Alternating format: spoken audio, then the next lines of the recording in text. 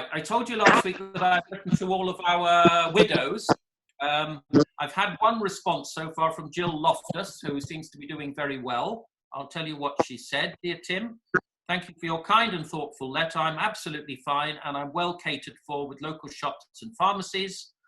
Living in rural surroundings, I'm able to choose from several different walks through fields and forests. Sounds amazing. Without having to drive anywhere, which is blessed at the moment. And thank goodness for FaceTime with family and friends. And so she goes on. So Jill is doing very well. I will let you know as and when I get back from the other widows. We've got a birthday today. So there is a notional pen going to you, Alfred. Where's Alfred Magnus? He's on here somewhere. He's along the line from you. At the other end of the line to you, Tim.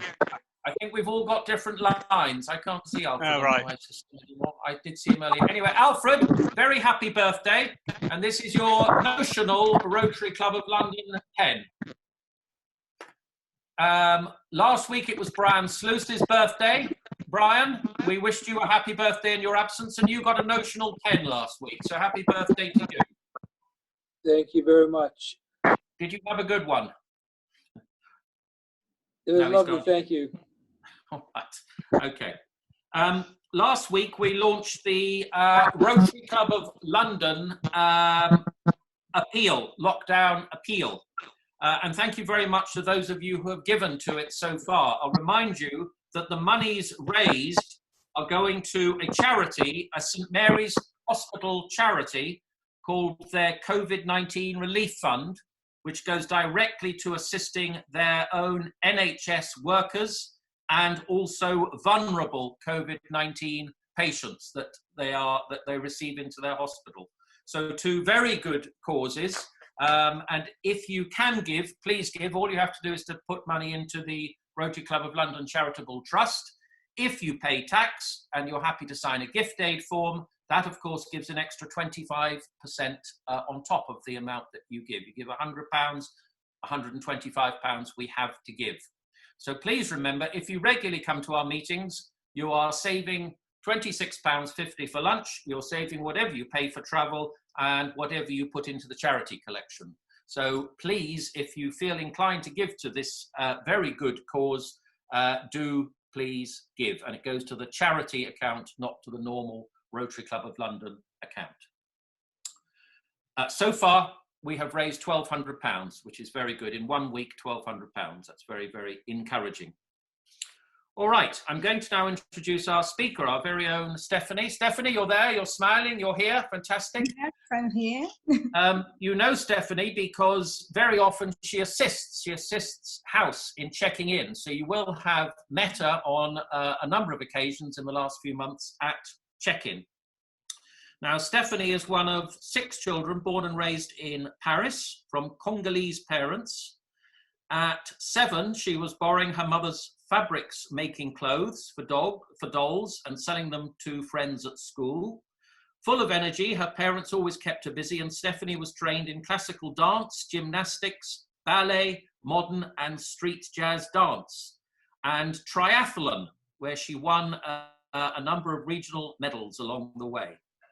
From 16 years old, Stephanie worked every summer in a variety of positions, from being a cashier in McDonald's to selling antiques and arts from door to door. A year later, Stephanie started her studies with a degree in English civilization and literature, but she quickly switched to business management, studying in 4 different countries. After graduation, Stephanie went on to work with some of the most successful beauty and fashion groups, L'Oreal and LVMH, and worked on a few brands from Lancôme to Yves Saint Laurent. It was not long before Stephanie realized that working for others was not for her. Though she loved her job, she felt she wasn't making a difference and was just a replaceable executive in a company. And that is the reason she set up her own business angel vehicle, investing today in young startups and in real estate, and today calls herself a millennial slasher, investing in startups. She has even written a book about relationships. Her passions led her to win 4 awards since she founded Tumba Capital in 2016. Best Mentor, Best Book Cover, Inspiring Women of the Year, and lately the community investment. So Stephanie, you're a very talented young lady, and we're delighted you're going to speak to us today. Tell us a little bit more about yourself and some of the amazing things that you have done so far with your life. So Stephanie, the floor is yours. Thank you everyone. Happy Monday to all of you guys. I hope you had an amazing weekend. I'm really flattered to do that speech today. I will try to make it short because a lot of things happened to me, but the theme, considering the environment we are in, is there is always a light behind every challenge. I'm sending back to everyone right now, because that's the story of my life. That exactly where I am today, it due to a couple of failures in my life. It wasn't a straight line. It wasn't easy. My parents didn't help me. So I've done it all by myself, but I had to find myself through a lot of failures and challenging my life. So considering, just to let you understand who I am and how I work, is we are today all walking, we are all running, and we're enjoying it, but we never realized how hard it was for us as child or babies to learn to walk, and to how many fail and falls we had before we actually managed. But we, as babies, we never told ourselves, well, you know what, I can't walk, I'm giving up, I'm not walking ever in my life. No, we kept on going, encouraged by probably our parents, our friends, our siblings, whoever, and that's how I see life. It's like, yes, you have to keep on trying in a different way, maybe change your technique, change something about what you want. But when you have a dream, and maybe it's not the dream that you having in mind at first, but at least the ultimate dream, you need to keep on going to really succeed in it. So that's how I see life. I wanted to have a fashion business. Today I invest in startups. It's completely different, but at the end of the day, I'm happy, and that's all that matters. And that's how I want to share my experience and how I did get to where I am today. So as Tim said, I'm French. I came in London 10 years ago already. And when I came, I was working for a company called L'Oréal, and that's in fact the reason why I moved to England. But before that, I'm going to tell you what happened before, and how I learned from my fails and mistakes to be who I am today, which I'm still not a perfect person and still learning, believe me, but I try my best to improve myself in every way. So it's not on my biography, but at 17, I had my first business with my sisters. We had a fashion company, very glamorous. Obviously, at the time, I was studying still English. And we were very happy and very motivated by it. We brought the fabric. I was designing the clothes. We had even a fashion show and everything. And what happened after the fashion show, where we invited retailers and a lot of people, well, when retailers asked us, today we need 500 dresses, we need 100 dresses, we were not able to provide, because I didn't know business. So I have to shut down the company because we didn't have the money or enough money to produce those dresses. And I was 17, I didn't understand. So it was the first fail, which I didn't quite understand at the time, but I thought like, maybe that's not the business for me. Maybe I need to have another kind of business, maybe a business that doesn't require products or material to work from. So a couple of months later, we opened an event company, and we were organizing parties and weddings and everything for private individuals. And again, it didn't quite work. And the reason why, after paying everybody, the employees, the material, the decoration, we were left like with just a few £100, which were not enough for the three of us, because I have two sisters. So I was like, there's something missing. That's something I'm not getting here. So that's when I switched out of this fail. I switched to a business degree, and that's I completely give up the career my parents, in fact, at the time had in mind for me. They were seeing me as a teacher, and I was like, no, that's not my dream. I want to be my own boss. I don't know in what, but that's something I want to learn. And obviously, I'm not learning that with an English degree because I failed twice already. So out of those 2 failures, I signed up for a business degree in a business school in Paris with at first a major in finance and then in marketing. And then I started to learn business, what it was all about. But even though I was, you know what, I need a little bit of experience. So after internships in both finance and marketing, I had the opportunity to work for L'Oréal, and that's how everything started. So I worked for them in China, in Germany, in Spain, and they brought me in London. And so I really liked the environment at L'Oréal for some that really don't know. So I was involved in marketing, in product development, so which means that you are involved in the creation of a product. You're supervising that. Obviously, you're not the one doing it. You come with ideas, with amends, with tweaks to a product, but you are in charge of producing new products and its marketing. And it was really rewarding for me because at L'Oréal, it was like having a small little company. So in some way, I was, I was having my company, my little product, but the politics at L'Oréal is as soon as you have accomplished a mission, you would have to move brands. So I worked for a couple of brands for them, but I felt, you know what, that is not stable enough. And I was still young at the time, in my 20s, when LVMH, Louis Vuitton Group, came to me and made me an offer. And at the time I was married, I married very young. Whilst in LVMH, you have to provide profit, but within a box. So basically your creativity is they don't care. Basically, they want you to work the way they want you.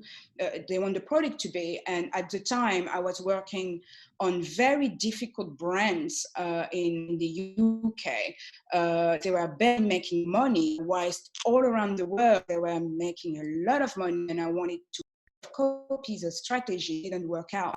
So I left L'Oréal, LVMH, and this time. For me, it was a massive fail. A massive fail because I was in a company I liked at L'Oréal before, and I was like, why did I do that to myself? So after a brief, I worked in the film industry for a little while because I was divorcing at the time, and I needed to pay my bills. And I couldn't be the divorcing job. That wasn't possible. So at the time I was working for Warner Brothers in the film industry, and I still wasn't happy because the film industry, the way it works, is completely different from the perfume or products. Because in the film industry, you don't work on a product. The product comes to you as such, and you work on the marketing, and most of the time it's promotional marketing. It has nothing to do with the production of a movie. So that's the industry, the environment, and I really love it. I never got bored in a way or another. But the reason why I feel also very blessed because I manage all it alone. I had some help around me, and that's why our company give 10% of their profit to a variety of charities in England. So it's my way, it's my own way to say thank you. But to come back to the theme of my talk today, it's like I know today it's very challenging for all of us to stay at home and to know what is happening. But I think like the theme of the talk is like there's a light, and I can't wait to celebrate with you guys and when we come back to our normal lunch. But more importantly, I wanted to share a few things that I discovered whilst I was quarantined and still quarantined right now. It's like, firstly, I'm going to share that here, that you can learn new skills in those websites, like the Khan Academy and EDX. I don't know if you guys know those websites, but you can even get a certificate if you want.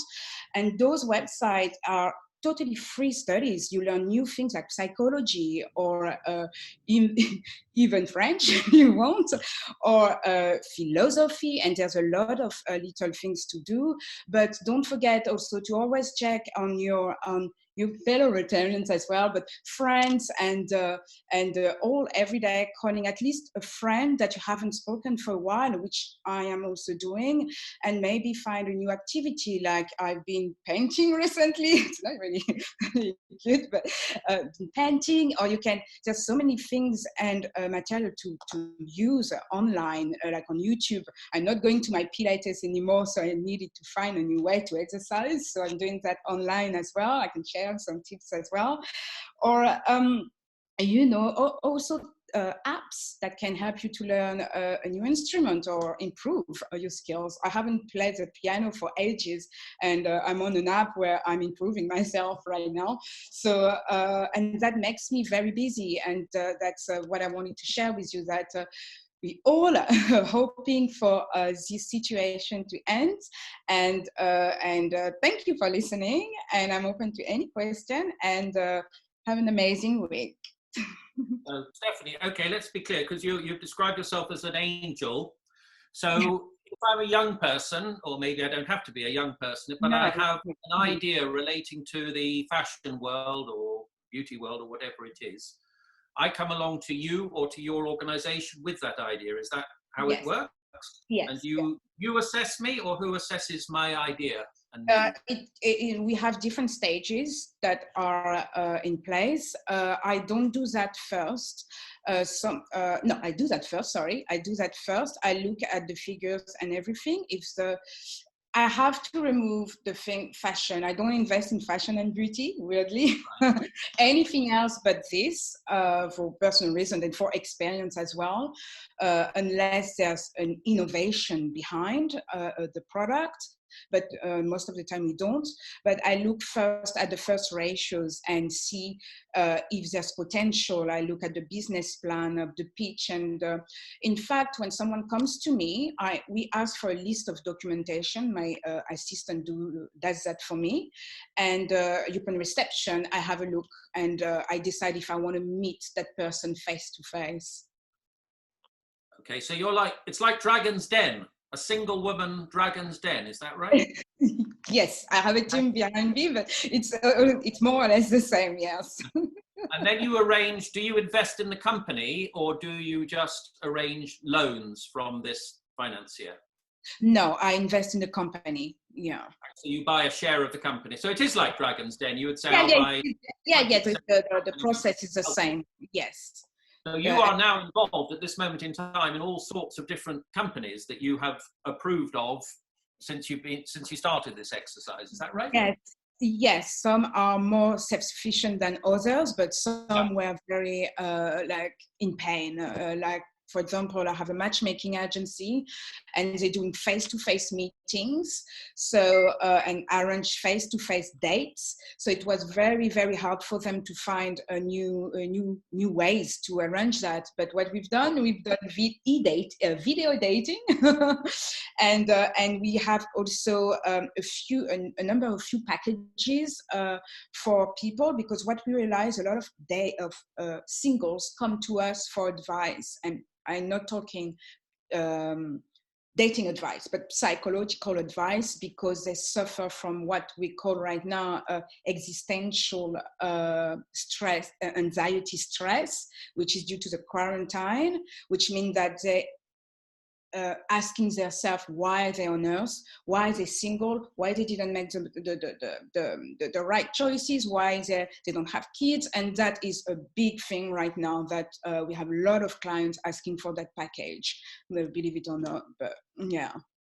Very interesting. Stephanie, thank you very much for that fascinating talk. What a roller coaster life you've led. Look at you. Thank you. But listen, what is the URL of that skill website you just mentioned? Say that again, sorry? URL, skill website. If I have a website, or those websites? No. It was flashed for us to see. What is the URL? You know, the website of that skill, the skill website. Oh, yes, I sent it then. It's canacademy.org. If you open the chat box, you will have them. It's Okay, yes. It's Khan Academy and edx.org. That's fine. Thank you very much. Khan. It's very nice. I spend a lot of time there. Thank you very much. Thank you, Margaret. Thank you, Thank you. Clive. Well, no, I didn't in particular, but can I say it was a very interesting talk. Perhaps my moustache looked as if it was an arm being lifted up. No, you've got a little hand raised in the corner of your screen, which indicated that you wanted to talk. But no problem at all. Anybody else want to ask? There's Harry there. Harry. Well, Stephanie, thank you very much for your very interesting talk and your exciting history over such a short span of time. Well done. Where do you get the money to back the people you're backing? Yes, that's very interesting because, and that will shock some people. When I decided to leave my last job, I told my mom, expecting her to give me some money. And I thought it would be a reaction. And a reaction was, you want to have a business? Why should you just have a good job? And I was like, well, yes, I want to have a business. And she said, I'm not supporting you. I'm not supporting that because you're a woman. I was like, well, I'm a woman, yes. Like Theresa May is a woman, and at the time she was head of state. So, and I was like, and before her, Margaret Thatcher. And she said, yes, but your dad, a man, failed. And you're a woman, so how are you going to do that? I'm sorry, but you will have to find the money yourself. And I was, okay, I'm going to do it myself. And obviously she managed to persuade my dad not to finance me. So I had to buy, to sell one of my flats in Paris. That's how I started. Okay. Yeah. How many different organizations are you backing at the moment? We have a portfolio of 17 companies. Startup. Thank you. Yeah. Ridian, if you'd like to unmute yourself and ask your question, please. It's really interesting. My father was a Rotarian, and one of the things he said was that the best talks ever at the Rotary Club were people talking about their jobs, because it's the one subject that everybody really understands for their own perspective. One of the questions I have for you is, how do you actually manage to protect yourself legally in making these investments? Because I acted for HSBC Bank in setting up their small business investment team. And one of the problems we had was that on small investments, there was never enough money to get the legal side sorted out properly. So I had to devise an agreement which was on two sides of A4 paper that could be used for a lot of different applications. How are you dealing with protecting yourself from a legal viewpoint? I have very good lawyers. One of my mistakes when I started was to use more or less the same contracts. We have a partnership contract with every startup, in fact, than my former boss, and it didn't work out. In fact, I put myself into trouble once. I have to exit earlier than it was planned. So I work with lawyers on this extent. And in fact, it's a good question, because most of the time, when I agree, there's parts where 70% of the companies I want to invest in think that my partnership agreement is really harsh and they can't sign it. So for me, it's already a proof that it won't going to work. And I've done that through past experience. So yes, I work with lawyers on that. I can't do that alone. As I said, I have a very good team, and that took me a long time to have it, of lawyers and even people doing some due diligence behind those owners, startups as well. And so, so yeah, from the mistakes I made in the past, I had to build a very strong team to support me.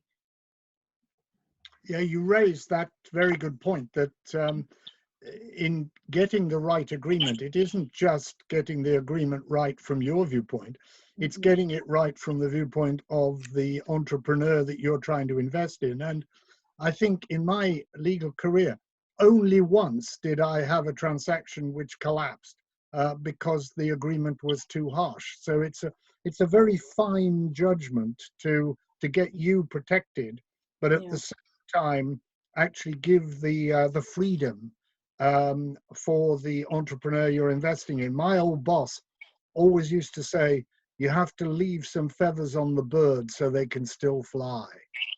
Sure. Thank you, Stephanie. Very interesting. It's really a follow-up from Ruthian's question and related to it. When I first got involved in corporate finance, and this is many years ago, one might be looking at £50,000 as a starting fund. Then it was 250,000. Then when I left finance, it was about £500,000. And now when I talk to the professionals in the city, they really don't want to know anything much under 5 million, maybe 2 million. So to actually make the legal costs and the cost of getting involved work, where do you have to start in terms of funding? Right now, so it's a good question and very good examples as well, because that's exactly more or less how I'm doing right now. Where when I first started, obviously I had only my funds, so I really had to be careful. So at first I invested £10,000 and 30,000 and 50,000 and 100,000, and we're getting more and more involved now. Putting more and more money. So right now, I'm looking at every opportunity still. I don't have a minimum. It really depends what the business needs. But also to come back to the example Tim gave at the beginning, the reason why I don't want to involve in fashion and beauty, it's because you end up having a couple of rounds. So what I call rounds, it's the first round at early stage, asking money from investors, and then second, and there's too many rounds at the end, your money is diluted with 100 different investors in fashion and beauty. That's what I found. So today, I'm looking more at Series A, and we're looking at the right opportunity to invest 1 million, £500,000. So yeah, that's where we are right now. After 4 years. Thank you. Fabulous. Stephanie, that's absolutely fascinating. We will all look at you a different way now when we meet you in the Chesterfield, because we now understand what it is that you do. Thank you so much for preparing that talk and giving that talk to us. I would say we'll have a clap, but of course most of the microphones are off, so there's no point clapping. It would only be me clapping. Well, we can have a, yes, let's have a little, we can all show our clapping. Well done, Stephanie. Thank you so much. Thank you. You can hear everyone because I've unmuted everybody. Okay. I would just like to say hello to Brian Coleman. Brian, our Assistant District Governor. Brian, give us a wave so we can see you there. And then, page, of course, we have Tony Sharma, our District Governor. Tony, very, very nice to see you, Tony. And a very warm welcome to you. Fantastic to have you on board. So, next week is Easter Monday.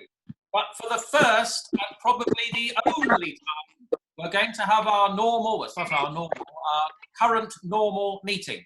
So we'll meet online at the usual time next Monday, Easter Monday. And we will let you know who the speaker is going to be. Please remember the appeal. I mentioned it at the beginning. Please remember the appeal. We need more money to give to this amazing cause. And can I finally conclude this meeting by asking everybody to raise a glass, a cup, or anything you have near you to Rotary and peace world over. Rotary Peace the world over. Thank you all very much for coming. And I now declare the meeting closed. Thank you. Fantastic. Thank you. Thank you. Bye. Hello, Harry. I just wonder whether next week we should incorporate the loyal toast as well. We can do. Yep, absolutely no problem at all. We'll do that. Go on, Cassie. Yeah, I just wanted to say that take the opportunity of thanking everybody who constantly keep calling me and you know, sending me text messages and emails, and I really appreciate that. Thank you very much. Okay, it's lovely to be remembered, and for your thoughtfulness. Thank you. Okay, everybody. Well, thanks very much for joining in. Clive. Thank you, Clive. Thank you, Clive. Well done, Clive. All the best. Bye-bye. Have a lovely week. Bye. Bye. Bye. Bye.